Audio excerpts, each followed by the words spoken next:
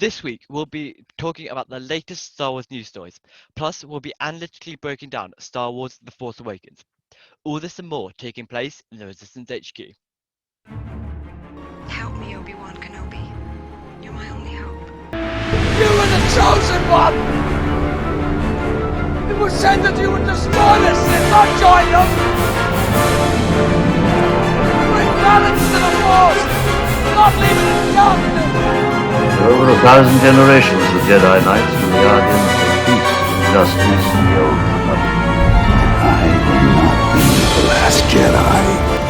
The Force will be with you. Always. I got a bad feeling about this.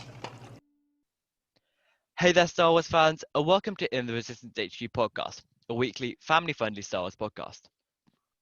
In today's episode, we are breaking down the week's latest Star Wars news stories, and we are continuing our series where we do analytical breakdowns of every Star Wars movie today with Star Wars Episode 7, The Force Awakens. Before we start, I would just like to remind you guys to subscribe on whatever platform you're listening to us on. It really helps us out. And check out our Instagram at In the Resistance HQ. Also, don't forget to visit my YouTube channel, Ashmet Productions. But first, let's get into the news of the week. That's not how the Force works. Amazing. Every word of what you just said was wrong. Many Bothans die to bring us this information. Look, I can't hold forever. If you reach him, tell him Leia has an urgent message for him about his mother. Good job. Okay, so our first news story is that Just looking at this. Oh.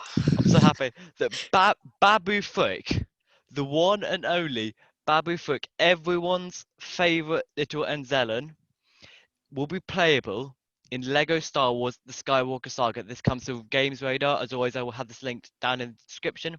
LEGO Star Wars The Skywalker Saga has roughly 300 playable characters, including the endearing Babu Frik, as the latest issue of official PlayStation magazine confirms.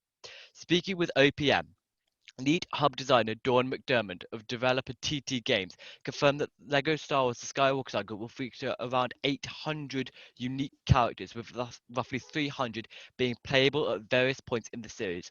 The ambitious collection will explore all 9 Star Wars films, and you can play them in any order you like. Fans of the engineer Babu Frik may want to start with The Rise of Skywalker, as the adorable Anzellan is fully playable.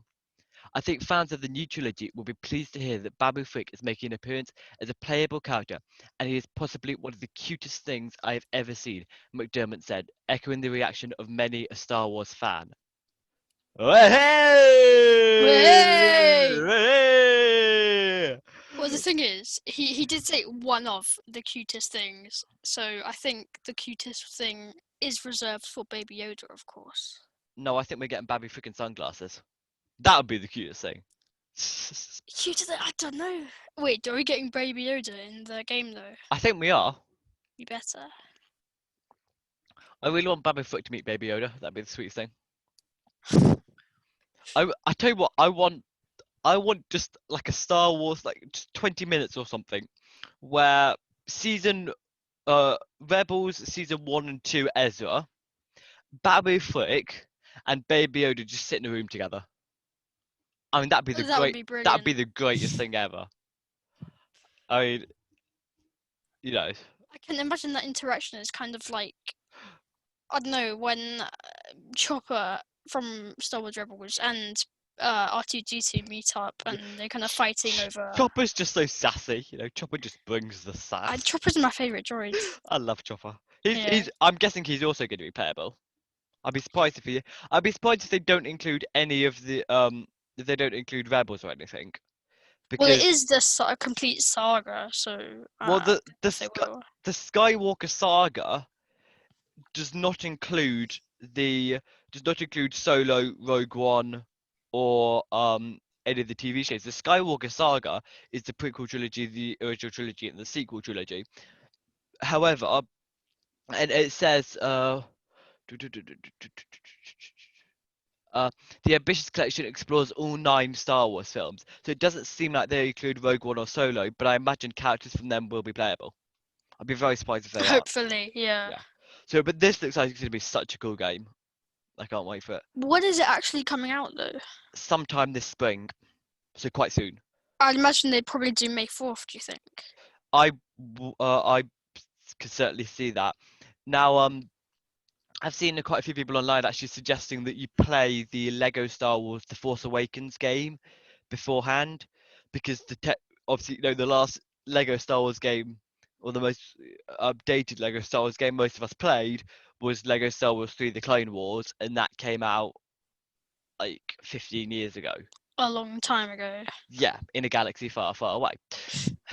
So, I'm probably going to look into buying that, just to get used to the engine and stuff. What do you think you're going to do? Did any Lego games actually come out for the 8 and 9?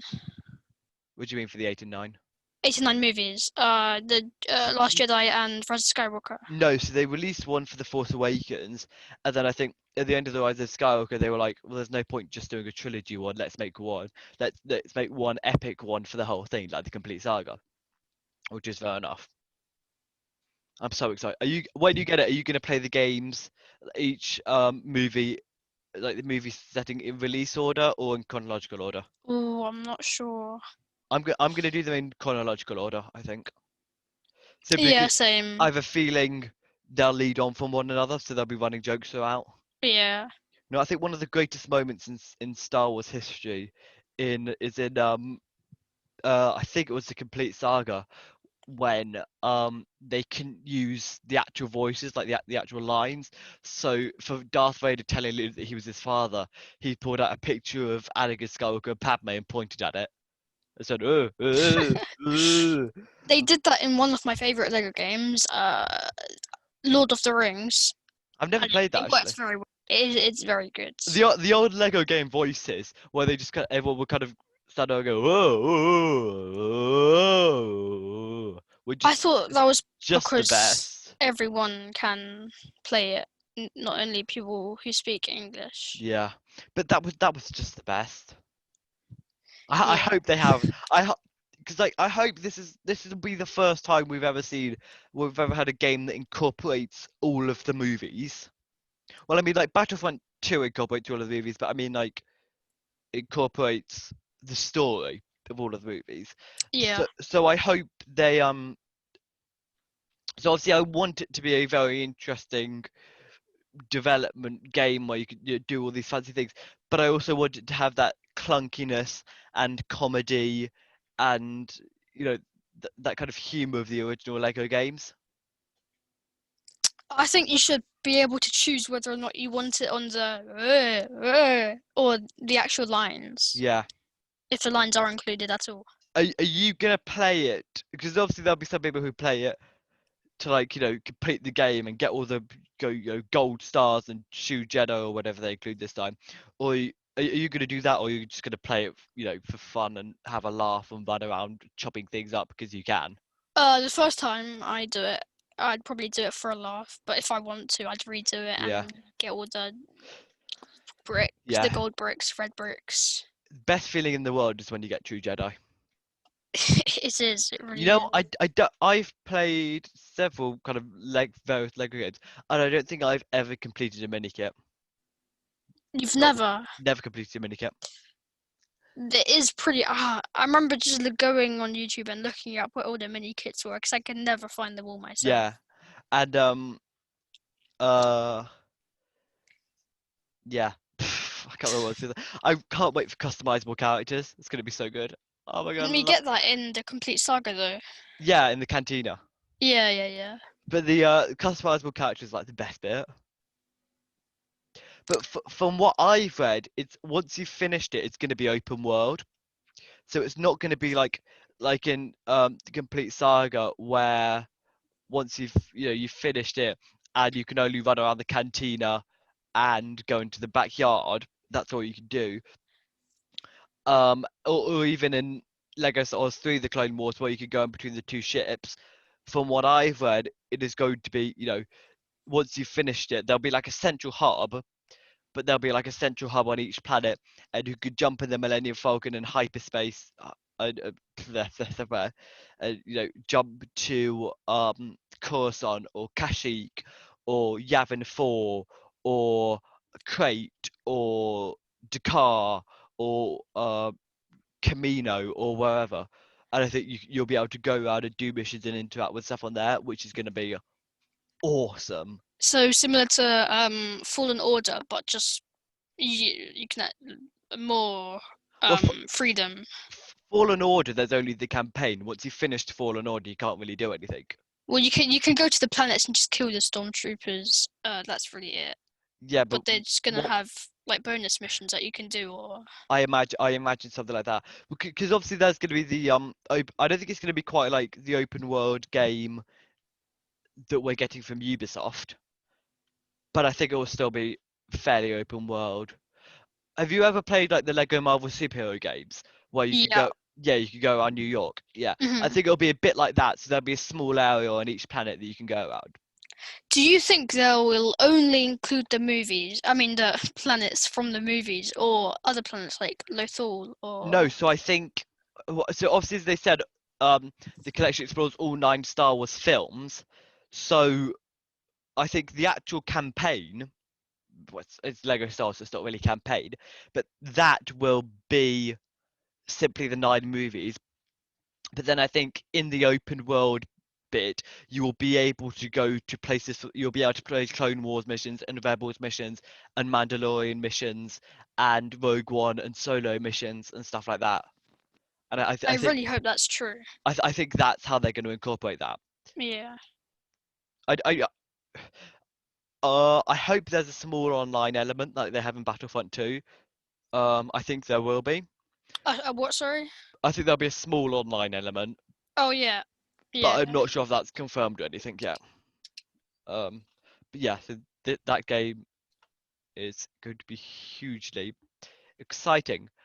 Our next story is that The Mandalorian received a Golden Globe nomination for the Best TV Drama. This comes from StarWars.com.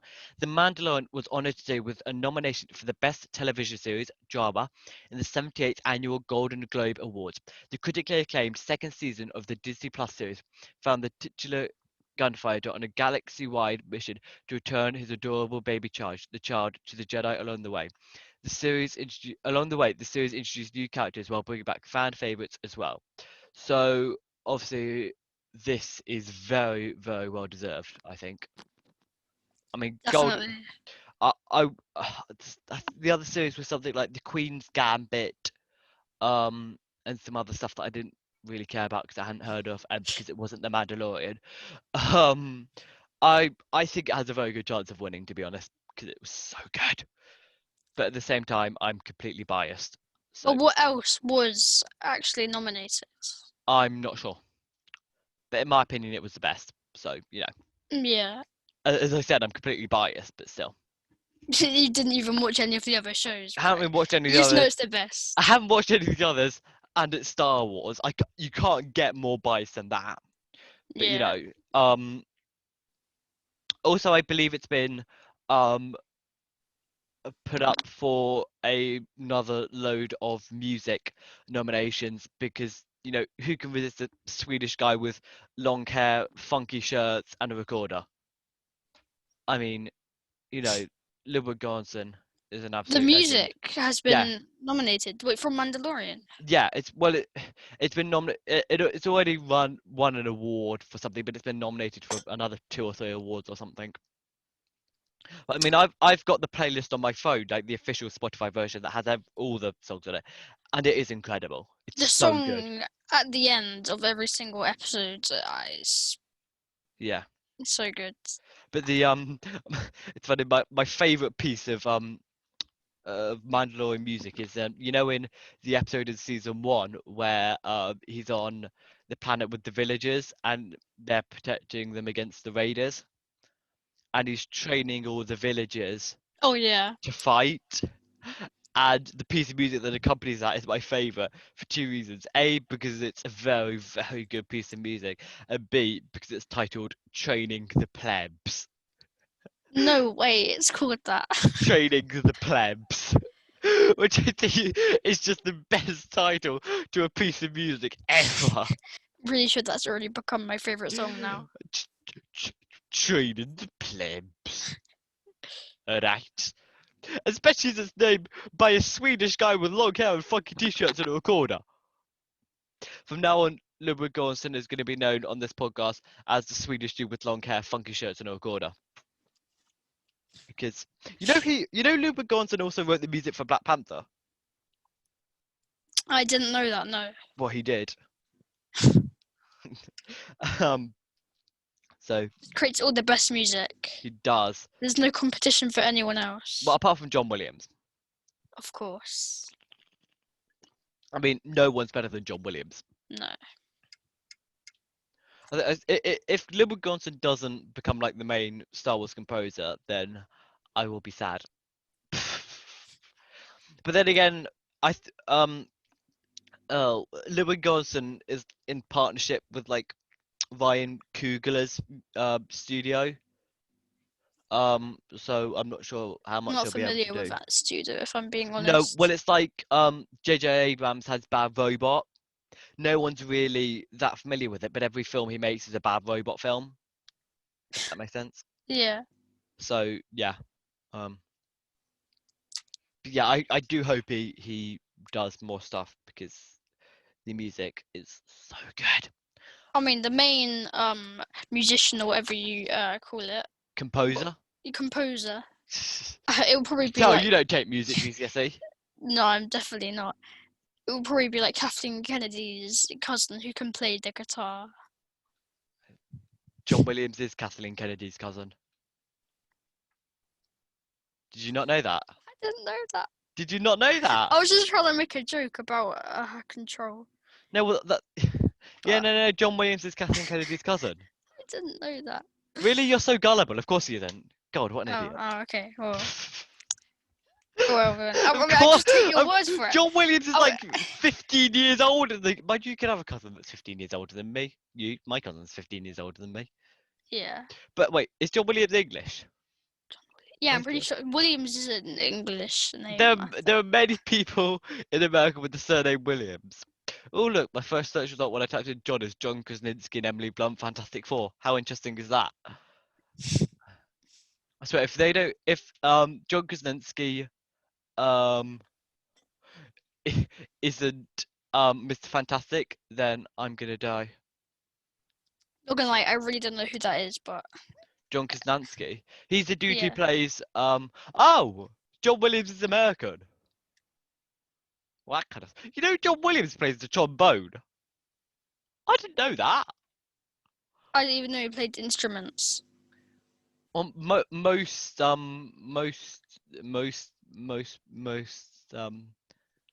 what's the word? Composers do. Yeah. Yeah, but they don't actually play in the Oh no, he plays the Whatever, trombone, but okay. he doesn't play in the orchestra. Oh yeah. Yeah, have you ever watched The Office, Joe? No, I haven't. Oh, well, you'd recognise John Krasinski if you saw him, Oh, okay. and he looks like Mr. Have you? Right. Okay. I have to talk about this. Have you watched the newest episode of WandaVision? Yeah, I have. Okay. If you haven't, It was watched, amazing. Wait, so if you haven't watched the newest episode of WandaVision, skip now. I'll put a timestamp in the description or something.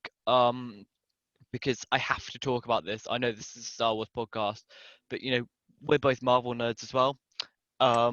So, oh my god, it was so good. Oh my god. Woo. It's too good. We're actually including it in a Star Wars podcast. Yeah, it's that we've got to that point. We won't linger on it for too long, but Scarlet Witch is a bit of a maniac. She actually has the accent now. Yeah, her accent came back. She came out of the thing, and I was like, okay, she's really mad.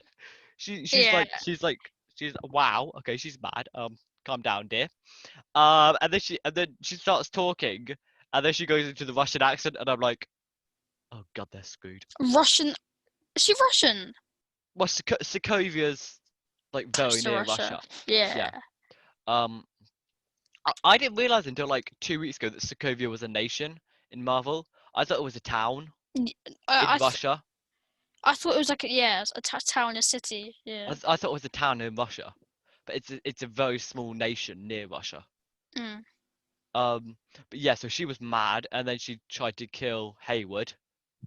Well, she didn't try to kill him, but she aimed with the guns on him.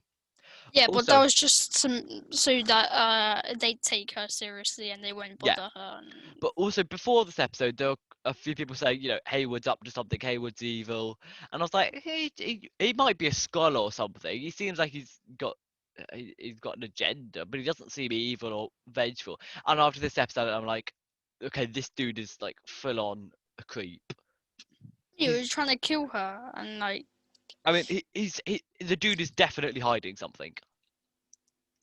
yeah, I wish we could. I can't wait to see more of Wanda breaking into the Sword headquarters. That'll be really but when fun. she broke into the Sword headquarters, that was before the whole. Yeah, that was before the show whole shebang. happened. The Mhm. whole shebang. But I But don't yeah, understand, why is there a show of what's happening inside?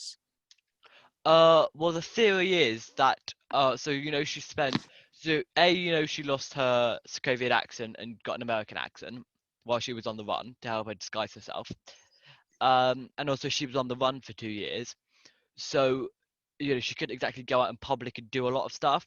So a lot of the time, and her and Vision's main relationship would have taken place while she was on the run. So a lot of the time she might have spent with Vision would have been her watching sitcoms and stuff with him. So she associates that with Vision, or her mind does, which is why she's in a sitcom. But does she know the sitcom is actually going on? Well, at the start it was subconscious. She was doing the whole thing subconsciously, but now she does know. It because it is kind of explained that she does kind of know what's going on. Mm-hmm. So yeah, Hayward's definitely up to something and slightly evil. Also, Definitely. this was the thing that got me onto the subject because we were talking about John Krasinski. Monica, in the episode, says that they need help with something to get inside, and she contacts an aerospace engineer. So she just texts him, and so a lot of people kind of thought, oh, aerospace engineer, who's the aerospace engineer? Oh, In yeah. Marvel, Rhodey. Rhodey's an aerospace engineer that we've seen, we know. But how would Monica know Rhodey? Because she's only connected to the Avengers through Captain Marvel, and Captain Marvel only became connected to the Avengers whilst Monica was blipped. Now, there is one other aerospace engineer that hasn't been introduced into the MCU yet, and this guy, I believe, he's also an astronaut, and that is one Reed Richards, Mr. Fantastic. Thank you very much. And we know that there's a Fantastic Four movie coming up. I swear to God, if we see Mr. Fantastic in this series, I will be so happy. Thank you. The last Fantastic movie was just. That was so bad. It was so bad. I mean, thank God it's not part of the MCU. But it was on Netflix. I was like, yeah, it can't be that bad. We don't even find out the hero until there's 10 minutes left of the movie. Yeah. That's how bad it was. Well, I mean, like the first 10 minutes wasn't that bad, but we don't even find out the villain until up to when they get their powers, when they return to Earth after having got their powers. That bit was alright, but the rest of it was dreadful. Yeah. But yeah, I swear, if we see Reed Richards in this movie, I'm gonna be so happy. Also Pietro. I saw him. I saw his back and was like, oh my god, it's him. Because I think I'd heard something about Evan Peters, and I was like, nah, they wouldn't do it. But then the hair was like, yeah, it might be, but I doubt it. And then he turned around, and I was like, okay, it's actually Evan Peters. What the hell? Yeah. So But then they said that she recast him. Recast, yeah. And also he didn't know who Vision was, whereas Pietro met Vision. Pietro was there when Vision was created. But the thing is, she said she didn't. She wasn't controlling Yes. him knocking on the door. But then it's Pietro. Like, who else? So I have two theories that I've heard. Well, one of them is my own. The first one isn't. So the first theory that I heard is that it is in X-Men. I need to watch all the rest of the X-Men. I've watched some of them, but I need to watch all the rest of them I've watched before like, next. clips of it. I need to watch all the rest of them before next week. Some of them, a lot of them are on Disney Plus. The ones that aren't, I can get on Amazon Prime. Just rent them for like £2. So I'm gonna do that. But not until I've watched Deadpool and Venom. Well, so how come some of them aren't on Disney Plus? I'm not sure. But basically, so Evan Peters, Quicksilver is set in is from the 80s in the X-Men universe. Mhm. So the theory is that is Pietro Maximoff, however, just from the 80s. So that's one of the theories I heard online. The other theory, I think, is that either during one of the snaps or enough radiation was created that activated the mutant gene, or we know that Wanda's the hex is releasing radiation, so the people in the hex that have the mutant gene, their mutant's gene is being activated. Either way, I think something to do with the recent events of radiation is activating the mutant gene. And when Wanda stepped outside the hex, she subconsciously registered this person with Pietro's powers. Thought it was subconscious thought it was Pietro, and mind controlled him into the hex. However, it was Evan Peters, and I think this could. But whatever happens, this is the way that they bring mutants into the MCU. I think. Wait, so So that was a lot of information. so she did know that he was coming. No, She, she was she didn't. not controlling? Or it was subconscious. Oh, okay, yeah. That's my theory.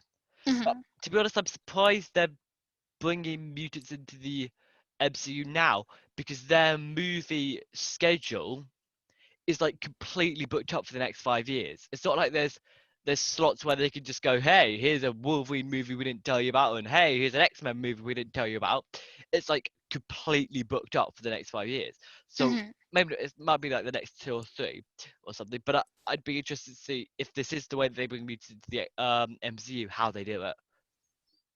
Mhm. So And also, yeah. he did have an American accent, didn't he? Yes, he had a very kind of American, almost.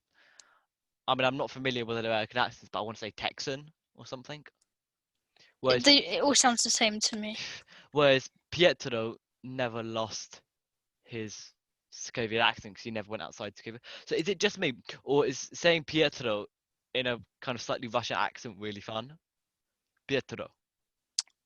Pietro. Pietro. Hello, I'm I Pietro. can't do a Russian accent. I know, but it's just sorry. I know you're terrible at Yeah. accents, but it's so It just satisfying. sounds odd saying it in the British accent, Pietro. Yeah. It's just. Pietro.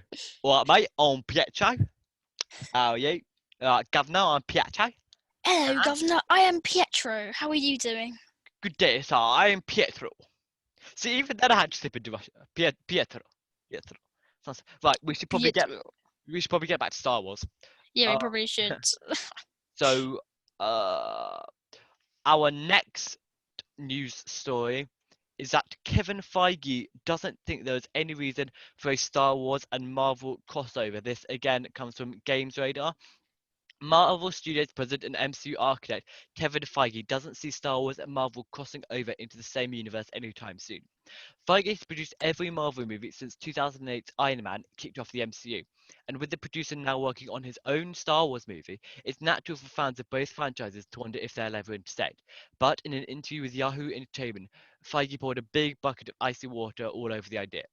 If you'd asked me if we were talking about it right now, if you'd asked me if anything we're talking about right now was in the realm of possibility 20 years ago, I would have said I don't think so. Feige said, referring to the Disney Plus series WandaVision. But I really don't think so. I don't think there's any reason to it. So, would you? I think my first question coming from that is: would you like a Star Wars and Marvel crossover. Definitely not. I agree. I think it'd be cool to see, but there's Yeah. absolutely no reason for it, It, and I it'd like be that you cool to see take part. in like a Lego Yes, movie yes, and spin-off. like a spin-off movie that's not canon in any of the universe. Yeah. And obviously with a very heavy part played by Peter Parker because he loves Star Wars. But the thing is Star Wars a thing? Like just the show, or I mean the movies in the MCU? Yes, because remember Oh yeah, because he in referenced yes, the Peter, Empire Strikes Back. yes, and Yeah. uh Nick Fury / Talos in Far From Home says Stark said you wouldn't get that because it's not a Star Wars reference. So Star Wars does. Also, one thing we have to remember: Star Wars takes place in a galaxy far, far, a long time ago, in a galaxy far, far away. These all these people, all these characters right now have been dead for thousands of years. You know. So Yeah. yeah, that I know it'd be cool to see like a Lego thing or I would just game. love to see the Agents of Shield crew meet up with the Ghost crew. Yes. What have you heard? So there's Nick Fury, a series heavily involving Nick Fury coming to Disney Plus, and the Nope. rumors is that show will be called something along the lines of pardon me, of Agents of Sword, and it will be about Sword, and you've watched the final episode of Agents of Shield, haven't you? Yeah. Yeah. So spoiler for anyone that hasn't. I We mean, you know I last have. I know you have. We last see Daisy, Sousa, and Cora heading towards a space station in a nebula. So it's possible, I think it could be likely, that they bring at least some of the Agents of Shield cast into Agents um of Swords. into Agents of Shield. Yes, I think um because one thing, because Agents of Shield fixed a plot hole from Endgame that could allow them to do it, in that you can skip between timelines. Hmm. So in a Endgame, it's set out so that you could go back in time, but in Agents of Shield, it's set out that you can go between the multiverse timelines, because Deke had to stay behind in one timeline because everything had been messed up, while the Because rest Fitz is smarter, he can just figure it out. yeah, but while the rest of the agents went back to their original timeline. So Yeah. by allowing the Agents of Shield to be able to cross into Agents of Sword, you could still keep all the Agents of Shield stuff canon, and you could fix a huge problem in Endgame, and you could allow us to see all these characters again. Yeah, but the Agents of Sword series, would it be in the Agents of Shield timeline or the MCU It would be timeline? in the MCU timeline. So then, how would that work with the Agents of Shield stuff? Because they wouldn't be heading to the Nebula if they were still in the MCU timeline, would they? what? No, my point with the Nebula wasn't that they were in the in the MCU timeline already. My point is that they have the ability to go very far into space Oh yeah, and yeah, yeah. explore space and become kind of space agent people. Hmm. And what could happen is we accidentally see something where the Agents of Shield people do something, or the Agents of Sword do something that makes the Agents of Shield people cross over. Hmm. As long as Fitz and Simmons get to bring their little daughter with them, then I'll be happy. Just what I don't like What? is how Fitz. It said his mind was weak or something, so he couldn't have the implant because of the radiation. Wait, does that mean he's just not as smart anymore? No, it means that I don't know what it means. Yeah. But Fitz is still like the smartest person in the MCU. So. Definitely. Fitz is an actual legend. Indeed, he is. We're getting so off topic with Marvel stuff today. We need to go back to Star Wars now. But Marvel's so talkable at the moment. Yeah. There's nothing going on in Star Wars right now, but there's so much going on in Marvel. Mm. It's kind of sad. We seem to alternate between. But I mean, we've still got um Bad Batch, Book of Boba Fett, and Mando season 3, and Lego Star Wars Skywalker Saga and Visions to look forward to this year. Yeah. The thing is, Marvel will always have more content coming than Star Wars because there's more that you can do with Marvel. I was thinking about this yesterday. Marvel is a linear series, so you have stories that are set in the past, but they always end up coming to the main timeline and contributing to one main story that's driving in a forward direction. Whereas Star Wars chops and changes all over the place because it's such an expansive universe. Mm-hmm. That means that there will always be more things that more, and Marvel is much more of a kind of a bigger movie-centered franchise than Star Wars is, and Star Wars always needs to be careful that it doesn't become kind of like 3 or 4 movies a year, that it stays as a movie. A movie's a special occasion, and apart from that, we get books and a load of TV shows and stuff. Yeah. I mean, this year Marvel's got what? WandaVision, Falcon and the Winter Soldier, Loki, Black Widow, Shang-Chi and the Legend of the Ten Rings, The Eternals, and Spider-Man 3. So 7 things. All of that this year. All of that this year. Wow. Yeah. That's a lot. Yeah. So So when's the next thing coming out between both Star Wars and Marvel? Is there anything coming out in February, March? Let me check. I think so. I'm fairly sure Black Widow. Black Widow set to release on May the 7th. Mm-hmm.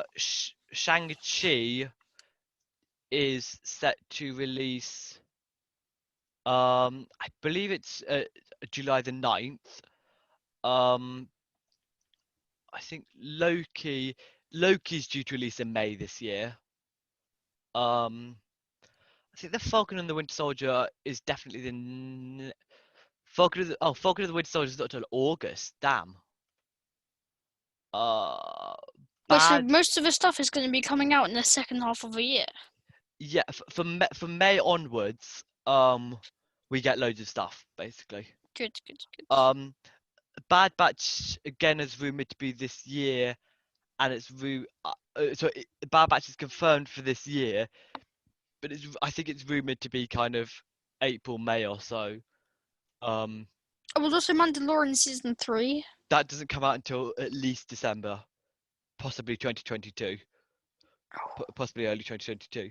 And then Book of Boba Fett doesn't come out until December this year. Visions, I believe, might be. Which I thought was actually a book of Boba Fett. Yeah, you did. Star Wars Visions, I believe, is slated for later this year. I'd say about maybe October, November we'll get that. So we're not going to get any Marvel MCU content until Marvel MCU Star Wars content until I'd say April or May. Oh, have you also heard there's a Harry Potter series in development? Reportedly. No, I haven't. What's that about? We don't know. We only know that it's like in the very early writing stages. Okay. Unfortunately, it seems it'll be on HBO Max, which sucks. Have you seen The Cursed Child? The play? Yeah. No, I've read the book. I haven't seen the play. Oh, okay. Also, obviously, we've got Fantastic Beasts coming out in, I believe, November. Mm-hmm. We're still yet to get. With Fantastic Beasts, I actually know the. Oh god, oh no. Oh, what? It's not. Fantastic Beasts isn't going to release until the 15th of July next year. Oh. Oh, I had a feeling. Oh no, it was delayed.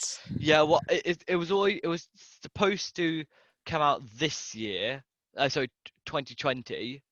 Then it got delayed until 2021, and now it's got delayed again until what'd you call it?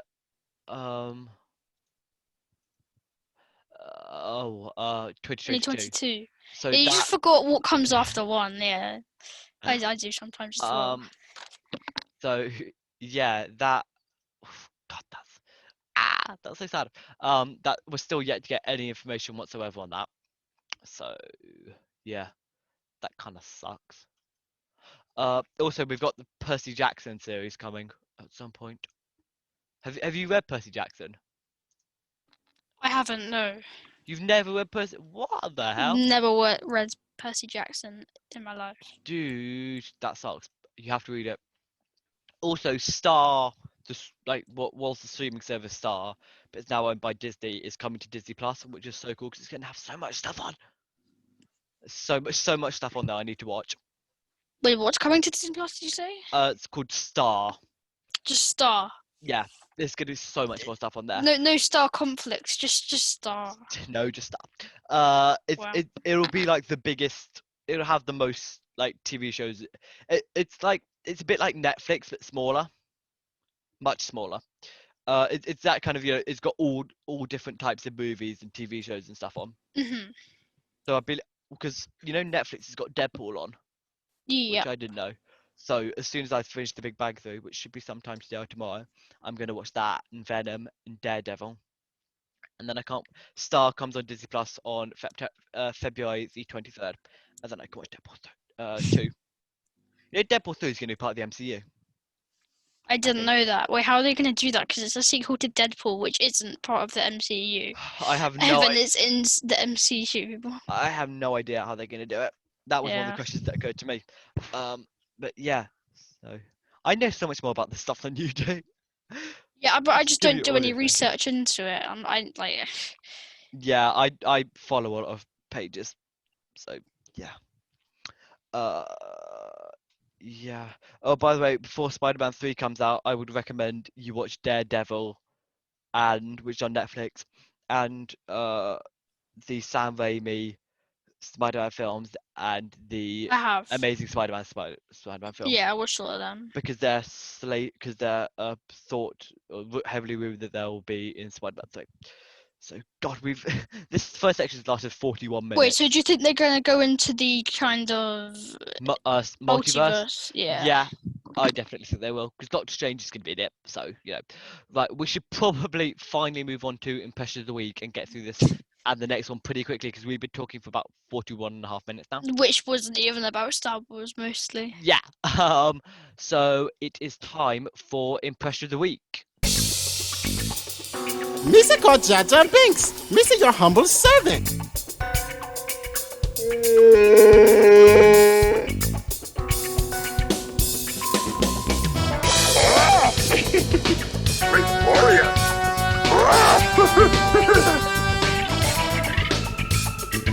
Now let's leave your wife out of this. There is no need for such impropriety among thee.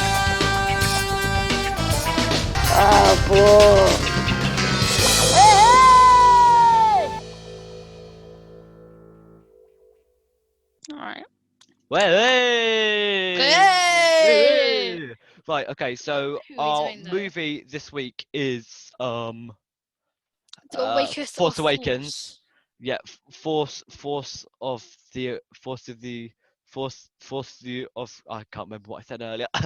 You just said it and it was jumbled up, the Did I? words. Yeah, I know Yeah. that. Awakens of the Force. Something that like right? that. So could we do a Force Awakens character? We could do Kylo Ren. Wait. Give it to me. You have something that I want. That lightsaber belongs to me. That wasn't half bad. I'm just thinking of it like, oh, okay. That's not how the Force works. That's my beautiful Han Solo. What? Girl. That was actually so good. You're being sarcastic, am I? I don't No, know what that happened was with my genuine. voice. Because I'm guessing that. Wait, was that supposed to be Snoke? Yeah. Yeah. Yeah. Well, because when I heard it, I initially thought it was supposed to be Snoke, and then I realized, wait, no, Kylo Ren says that line. But that sounded so much like Snoke. It was definitely supposed to be Definitely Snoke. Yeah. Snoke sounds a bit like Gollum. Yeah, because that's the actor of Gollum Is plays he? Snoke. Yeah. Oh, neat. Yes. Neat. Thing is, there are no kind of annoying, funly voiced characters in The Force Awakens. They're all kind of like BB-8. norm. Beep, boop, boop, boop, beep, boop, boop. don't. They're all kind of like fairly normal people in the Force Awakens. Normal. You know, you've got okay, they're all humans, or have human voices. Oh yeah, they literally have not included many aliens in the Force Awakens in the new trilogy at all, which is sad. They included tons of aliens, Yeah, but they none of them speaking. but but they, you know, you didn't really have like the original trilogy. You had kind of like what do you call them? That you have like Chewie and stuff, and obviously you could do C-3PO because that was the first time we'd seen it. The PT you had like Jar Jar and Boss Nass and all those kind of idiots. Was this time they, you know, decided to keep it sane. Yeah. Um, Boss Leone. When you said Boss Nass, whatever his name Boss was. Leone. Oh, I just remember the episode of Yes, Clone of Wars Clone when Wars. Jar Jar Yeah, Binks pretends to be Boss Leone. yeah. Oh, by the way, what's his name? Boss Nass. You said the other guy. What's the Yeah. other boss before him? Boss Nass. Oh, it's literally just Nass. Okay. Boss Nass is the green dude. Is he even a Gungan? Yeah, he is. I Actually. always wondered. Yeah, I know he is actually, and I hope he's going to be playable in the Skywalker saga because that dude is a legend. Right. So impression of the week this week kind of sucked. So thank you, J.J. Abrams, for not including any slightly scary characters. Whatsoever. We want some Oh, scary. what about Hux when he's doing his speech? No, because I'm doing that next week when Poe does some Your Mama insults. I think the best sequence in all of Star Wars is when Poe is just completely dissing Hux at the start of The Last Jedi and then just finishes it off with a Your Mama joke. What? I saw that. Sorry. When I saw that. I'm not actually doing that on purpose. Like, You're just laughing I so don't much. have coronavirus. I thought it was gonna be a good movie. Apparently it wasn't. But yeah. I beg to differ, but okay. Yeah. General Organa has a very important message for him about his mother. Right. It is now time for quote of the week. Help me, Obi-Wan Kenobi. You're my only hope. Do or do not. There is no try. He is the chosen one. This is the way. You are the chosen one! It was said that you would destroy the Sith, not join them! The Force will be with you. Always. Wait, did you say Organa? Yeah. Oh, yeah. Because I was just thinking of Yeah. Bail Organa, which. Yeah. You'll know what happened to him. Well, you've clearly never read Bloodline, because if you had, then it would be way more sad. I'm just like killing myself with the whole Bail Organa stuff because I've read Bloodline and Queen's Shadow. I don't even know what Bloodline is about, though. Well, it features the influence of Bail Organa, and the kind of one of the big turning points of the book is Bail Organa leaving a message for Leia, before he's alive, and like explaining in case she hadn't found out that her father was Darth Vader, and some other evil senator takes it and plays it for the whole Senate. So that makes Bail Organa's death really emotional. I'll lend you the book. It's amazing, best Star Wars book I've ever read. But also Queen's Shadow features the start of Padme's and Bail's relationship, like their friendship. So I'm so sad Bail dies. Like I don't think I'm ever going to get over the death of Bail Organa. Well, sad. Okay. We have to get on to quote of the week this time. Right. Okay. So I think quote of the week obviously has to be, "That's not how the Force works." It's a great line. It's like I remember like. Because he's not even a Jedi though. He wouldn't really know how the Force works. But the funniest thing about that line is that, you know, for every Star Wars fan for their whole life has basically just thought that is literally how the Force works. Yeah. With the Force, you can literally do anything. And Han's there just like, guys, Stop being idiots. That's That's just not not how how it the works. Force works. You can't find a way to take down the shield of Starkiller Base just by using the Force. No, that's not how it works, guys. Chillax, okay? And every Star Wars fan during that moment felt that. Well,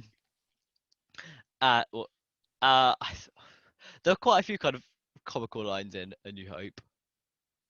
Force New Awakens. Hope. Force Awakens. Yeah, because they're just so similar. It's just like the Bollywood ripoff. No, it's just because I was thinking of C3PO, but it's C3PO's introduction into the movie, so I got confused. Ah. I think C3PO's introduction to the Force Awakens, where Han and Leia are having a moment, and then C3PO just comes in like, "Hello, how are you?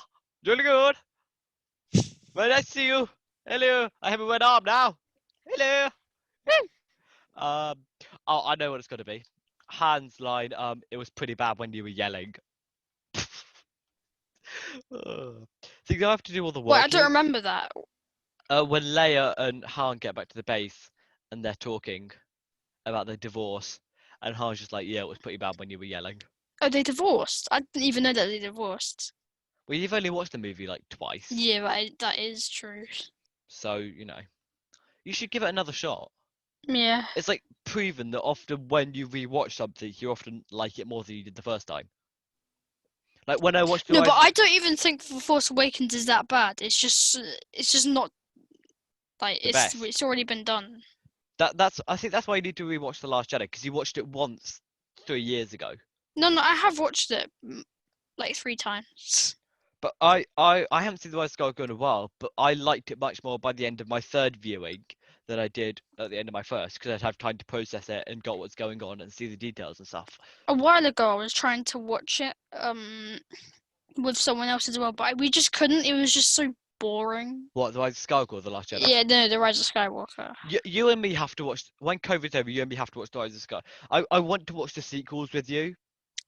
Yeah, Just so...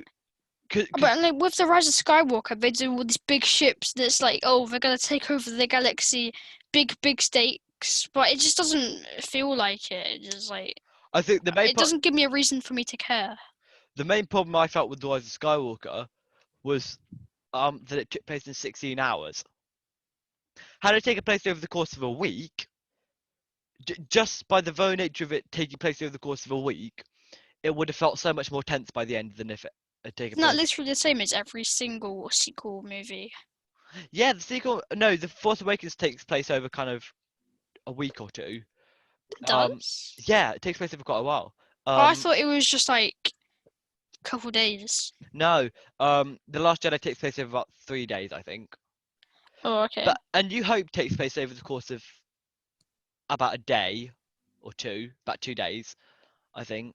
Empire Strikes Back takes place over the course of like 6 months, but you just don't see the time. Mm-hmm. Return of the Jedi, I believe, is about a week or two. Phantom Menace is again about a week or two. Attack of the Clones is again about a week or two, and oh yeah, Revenge of the Sith is about 3 days, I think. No, because when Padme tells Anakin that she's pregnant, I always thought it was at the beginning of her pregnancy. So I was like, no way that took place throughout 9 months. At that point, she's 9 months pregnant. Yeah. And the funniest, one of the most inaccurate scenes in Star Wars is at the end of Revenge of the Sith, when Anakin's turned to the dark side, slaughtered a load of younglings, and Padme comes out of the ship, and she's 9 months pregnant with 2 twins. Her husband basically just had a big mood swing and killed a load of people, as she gracefully runs down the ramp, hugs him, and begs him to come back on board. Any other 9 months pregnant woman with twins whose husband had just done that would kind of waddle down the ramp, kind of vaguely cut you onto the rail and just yell at Anakin. And he would be so scared he'd just jump back on the ship. Like, just so inaccurate. Yeah. Like, no, like, the woman has been carrying twins for 9 months. Like, She would yell at him. She would just stand there and bellow at him. I mean, if she was the character that she was in the Clone Wars series, she definitely would have done that. Because, frankly, if you've just carried twins for 9 months, and then your husband's gone and done something evil, you have every right to go and yell at him. You know? I mean, more or less. You've been carrying his kids for 9. You've been carrying 2 of his kids for 9 months. I think you have the right to go and yell at him. But I mean, he's been trying to save the galaxy from the Separatists literally fighting a war, though. Yeah, she's been carrying his kids for 9 months. Yeah. But she just gracefully runs down the ramp like she's some Olympic athlete and hugs him and begs him. And also, how long had Ahsoka left the Order for? Until Revenge of the Sith. Oh, it was like a year or so. Oh, I thought.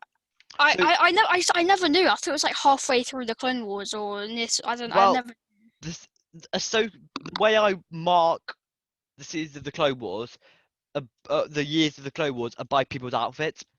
So the first year of the Clone Wars was Ahsoka was like the original season outfits. Yeah.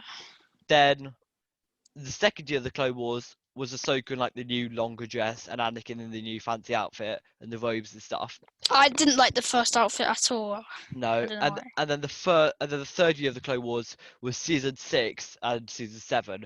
So the bits where Ahsoka's at there and everyone's had another redesign. But we were supposed to be doing quote of the week. We've been on quote of the week for 10 minutes now and we haven't made any progress. Right, we said quote of the week was that's not how the Force works. I was joking when I said that. I think we should go for it's true, all of it. You know when Hard's talking about the Jedi. Oh, it's true. But Ray would feel like, nah, it's not true, and then Hard's like, it's true, all of it. No, because they were like him when he first joined the crew. Yeah. And Obi-Wan didn't believe it, and then yeah. You know, from now on, whenever someone says Ray has no character development, I'm going to show them two images. Ray at the start of The Force Awakens, thinking the Jedi aren't real and thinking Han's talking absolute rubbish, and then Ray at the end of The Rise of Skywalker saying, I am all the Jedi. If that isn't character development, I don't know what is. I mean, she's just changing her Thank opinion. you very much. Welcome to my TED Talk. She's still the same character, I'm being honest. Joe, stop being an oaf. She is though, like... Joe, stop being an oaf. Thank you very much.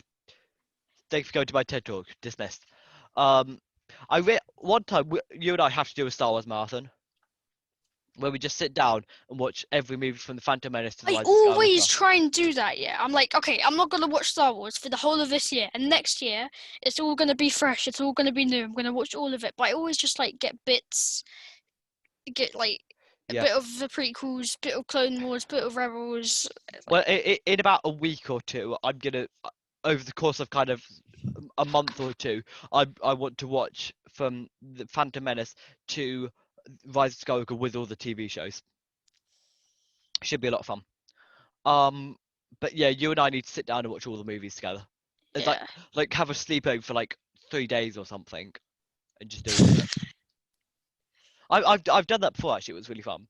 But I'd be very interested to watch the sequels with you, just because you've never watched the sequels with someone like me who really loves them. And I've just never watched the sequels. Yeah. I mean, well, you've watched them back a few times, but I think it would be a very different experience for you to watch them with someone who really enjoys them. Mm-hmm. We should probably move on to our now we are going to go into our analytical breakdown of Star Wars: The Force Awakens. You will be a Jedi, I promise. For over 1,000 generations, the Jedi Knights were the guardians of peace and justice in the old Republic. Show me again the power of the darkness. The shroud of the dark side has fallen. Begun the Clone War, and I am your father. And I'm all the Jedi. It's time to let old things die. you were the chosen one! It was said that you would destroy us and not join them!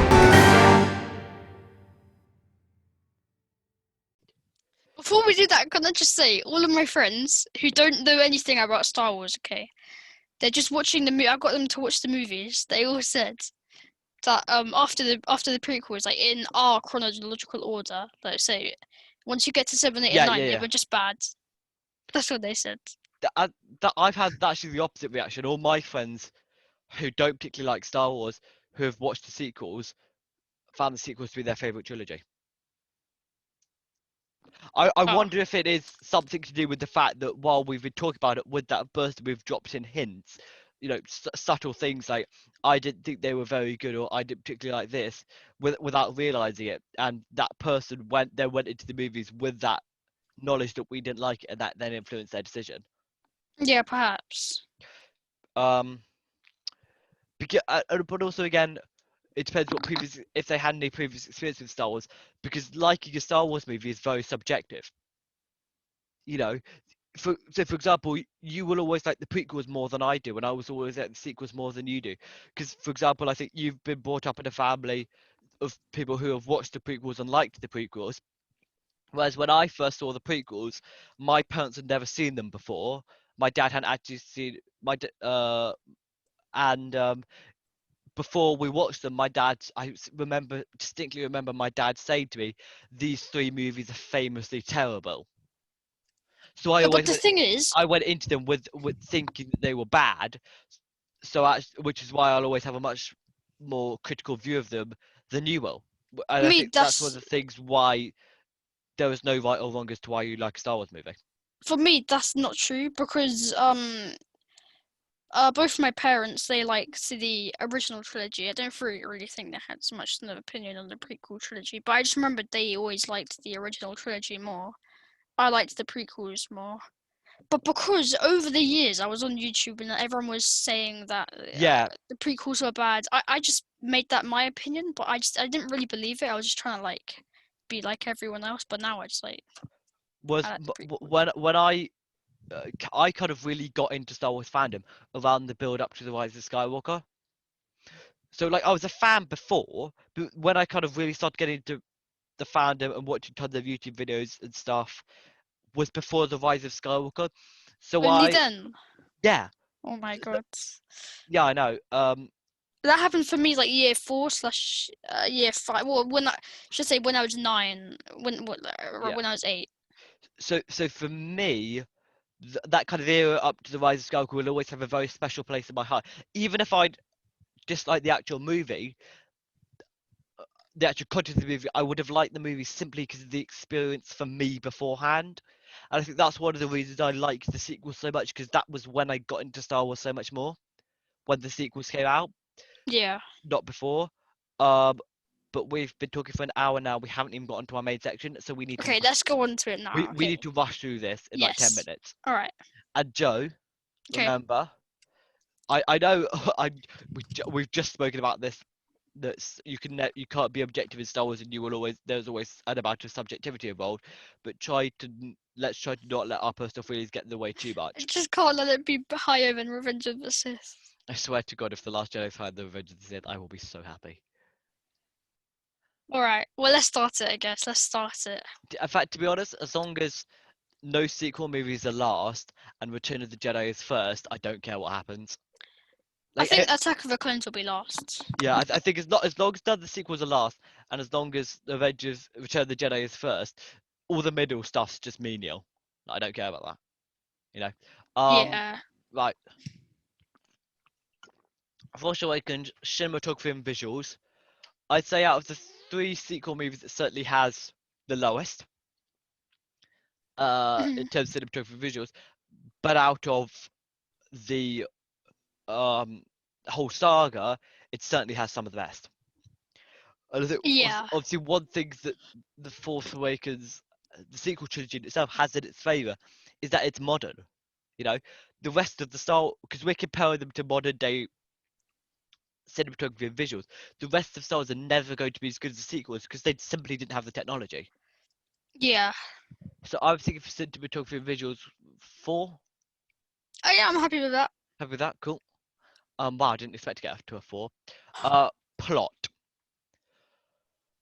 Now, okay, it's just a replica, a complete replica. I enjoyed the plot. However, I can't deny that it is very, very similar. Yeah, it to is A a New pretty Hope. decent plot with Kylo Ren being their son, and It's a very interesting plot. However, and had a New Hope never happened, or had a different storyline, it would be very, very good. But it is very much like A New Hope. But yeah, I think it does have a lot more layers than A New Hope. A New Hope was very much just dude on Sand Planet. Sand Planet dude finds old Hermit. Old Hermit goes to help rescue a planet, runs into Death Star by mistake, goes to Rebels. Rebels blow up Death Star. There was a lot more kind of backstory and depth to this, and reasons behind stuff, and why people were getting some. yeah, well, because it was And you the had the whole 7th movie in the series yeah, instead of and the you had the whole first. map to Luke Skywalker arc, and the Han and Leia arc. You had a lot more kind of layers in it, and the whole kind of Ben Solo redemption thing, and there was a lot more. The stakes were higher. Well, actually, there was only one layer, but Hey! hey, Plot 2.5? yeah, yeah, okay. Yeah. Yeah. 2.55. Go on, Joe. 2.53. 5. 2.535. Deal. Cool. Script. In terms of acting and lines. I will say this. I think the sequel trilogy had the most consistent script. Yeah. I'd say something like Revenge of the Sith had the best bits of script. You know, like the duel, like Anakin versus Obi-Wan was some of the best scripting we've ever seen in Star Wars. Don't forget Hello There. However, at the same time, in Revenge of the Sith, you also had some of the worst scripting we've ever seen in Star Wars. So, Wait, like what though? the rest of the movie. Name a line. Name a line. Name a line. Well, I tend to blank those lines out of my memory. Yeah, Like, I don't think it was. Some of it was like, like yeah. everything between Anakin and Padme, like all of Padme's lines and most of Anakin's lines, which is terrible. Near to the end, they weren't that bad. Like on Mustafar. Yes, but the kind of Act 1 and Act 2 were pretty bad. Yeah. I think the sequel certainly had the most consistently written script. The thing with the sequels, like the kind of humor, the jokes, it's kind of marvelly. I don't know how to explain it. It's just like quick puns and. I kind of like that though. They're a lot more fun. I don't think it works in Star But I think Wars, though. I don't think it's kind of directly taken off Marvel. I think it's taken off modern humor. That's what people find funny nowadays. They're not going to write something that people found funny 40 years ago. There's not a lot that can be found funny that is PC. They're going to be writing things that people find funny in 2015. It's very different to what people found funny in 1977. Yeah. Well, yes, 77. So, and I think the sequels again had the most consistent acting. Adam Driver, I think, was phenomenal throughout the sequels. Mm-hmm. He was really good. Daisy Ridley. Daisy Ridley's a very good actress. I think she's very good at the kind of like distress acting. Yeah, she's not really good at anything else though. When a character's under a lot of pressure or there's an intense scene, she's very good at that. Her kind of standard interaction acting is fine. It's not anything to write home about. It's good. But I think she is very good at kind of like especially the scene where Kylo was interrogating her. That was very good. Yeah, it was. John Boyega's acting, good, I think. Oscar Isaac, fun comedy relief. I think script 3.5, 4. 3.75.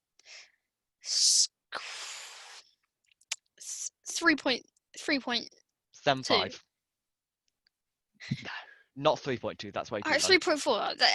I can't see it being higher than that, honestly. Let's go for 3.5, I think. All right. Okay. And then we can give The Last Jedi a 5 on script, obviously. Because Last Jedi is obviously going to be 5, 5, 5. 5 for cinematography visuals, 5 for plot, 5 for script, 5 for character development, and 1 for Star Warsness. Oh yeah, definitely, Yeah. definitely. If I agreed to give it 1 for Star Warsness, will you give it 5 for everything else? Well, what does it up to? So 21. Is that the highest that What's we've 21? had? What's 21 divided? Where's my calculator when I need it? Divided by 5? That's like 4.25. Oh, we can't have that. We can't have that That's high. 4.2. But how much is Return of the Jedi? Oh no, it's that would be higher than Return of the Jedi. Yeah, no, you're right. We can't have that. Definitely can't have that. Okay, but that's for next week. Yeah. Characters and character development. I think the actual characters that were introduced were very good. But character development. Character development lacked, I think. 0, I'd say. But I'd say Finn had good character development. okay, I'd say Leia and Han's characters were written very, very well. Yeah, but yeah. I think that's one of the things that yeah. I'd say Kylo Ren had a lot of development. Rey had a lot of mental development, but not a lot of physical development. But maybe throughout the sequels, he had good development. But Kylo Ren. Yeah, during the Force Awakens specifically, there wasn't much. Yeah, they didn't do much with him with the Force Awakens. I think Rey, her perspectives on the galaxy and what she wanted changed a lot. She went from kind of a scavenger on Tatooine, not wanting to leave, to a girl who wanted to help out the Resistance, but primarily wanted to get back to Tatooine to search for her family. To someone who accepted that her family wasn't going to return. Back to Tatooine. Sorry, Jakku. And someone who decided to fight for the Resistance against the First Order. I think Rey had in any of Rey's movies, I'd say she had the most development in The Force Awakens. Okay, yeah, I can go for that. I'll admit she was overpowered in her fight against Kylo. I'm not going to deny that because that would be untrue. It's a Mary Sue. We've discussed this, Joe. She is not a Mary Sue. Thanks for that. But I think her mental character development was very strong in this movie. So I think character development 3.25. Yeah. I think that's fair, to be honest. Cool. And Star Warsness. I think Star Warsness for this movie is very high, actually. Not A New Hope high, but it's still very high for 2 reasons. Number one, it's quite like A New Hope, so it's got that feeling to it. And also, looking back on The Force Awakens now, The Force Awakens is just pure nostalgia. Because for us, sequel movie was the first Star Wars movie we'd ever seen in the cinema. And I remember being so excited in the cinema. Yeah, and all the hype leading up to the movie, and the feeling of going to the cinema and being in the and the aftermath, and the kind of the time surrounding that movie was just amazing. Mm-hmm. I think it really delivered. And watching scenes back from The Force Awakens now, if I ever just come across the scene, I'm like, it fills me with so much nostalgia, because it just feels so kind of safe and familiar, and before everything got horrible and complicated. Yeah. So I think Star Wars is possibly a 4.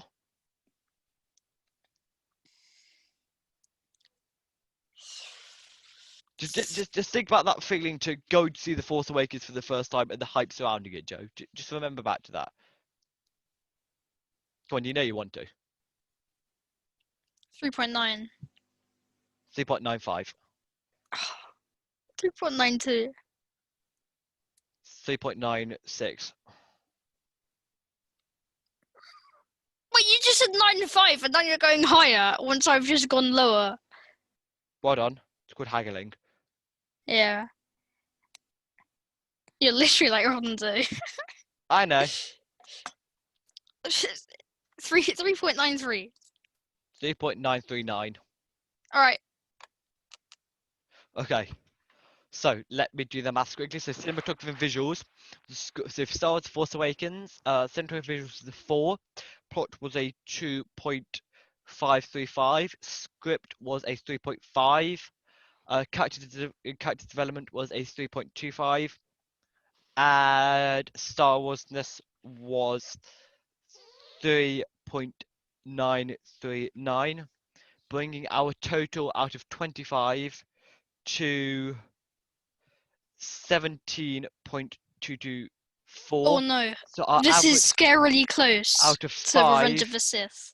is 3.4448.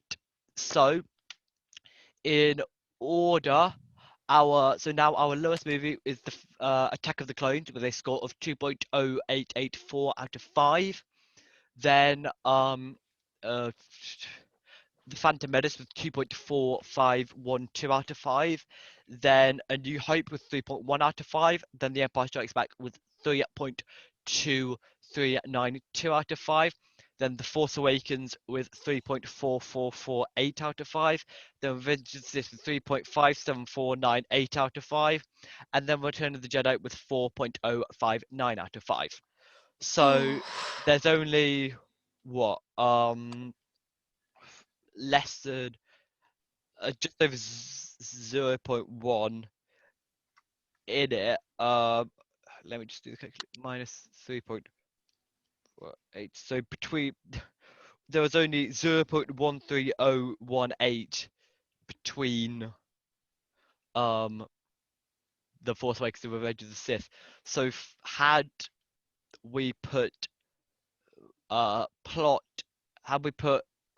script at 3.75, Force Awakens would have been higher than Revenge of the Sith.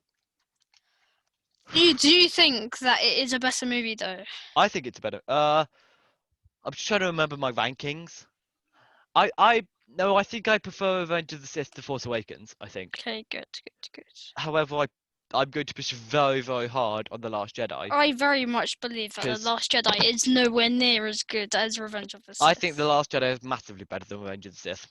Oh, okay. In between now and